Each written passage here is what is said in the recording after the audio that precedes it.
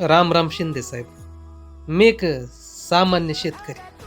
कसं होतं साहेब, पाहिजे तेव्हा एक टिपूस पडत नाही आणि नको तेव्हा पाऊस फार रडकुंडीला आणतोय. कधी पीक करपतंय तर कधी पाऊस डोळ्यातनं वाहतोय. काही केलं काही हाती लागत नाही बघा.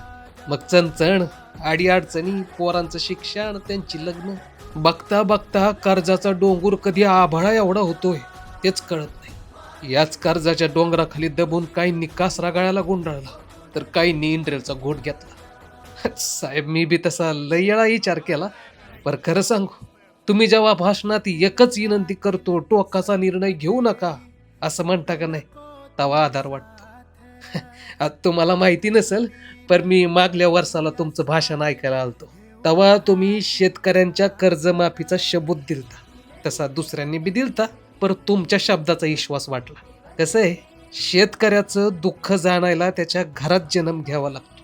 आणि तुम्ही तर शेतकरी पुत्र, असा शेतकरी पुत्र ज्यानं मुख्यमंत्री झाल्यावर मोदींच्या 6,000ला जोडून 6,000, मोटारीला फुकाट लाईट, 1 रुपयात पीक विमा, सौर पंप, येळेवर अवकाळी मदत दिली. त्यावेळेला खरंच आपण लाडकी शेतकरी असल्यागत वाटत होतं. खरं तर कर्जमाफीचा शब्द तुम्ही दिलता म्हणून तो 100% पुरा होणार ही काळ्या दगडावरची पांढरी रेघ होती. पर साहेब, निर्णयाला वाईच येळ लागत होता. त्यात विरोधकांनी आवई उठवली की अजूनच धाकधुक व्हायचं. पर तुम्ही जे बोललो ते करणार असं मानलात की जीवात जीव यायचा.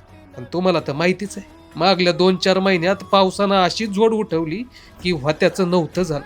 तेव्हा बी तुम्ही मदत घेऊन आलात, लय धीर वाटलं. सरकारने बी मदत केली, आमची दिवाळी काळी होऊ दिली नाही.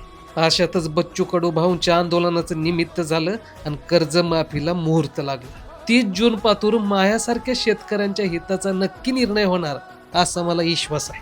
शिंदे साहेब, तुम्ही आमच्या प्रत्येक अडचणीत मदतीचा हात दिला आणि कर्जमाफीचा शब्द खरा केला, यासाठी मनापासनं धन्यवाद. तुमचाच लाडका शेतकरी.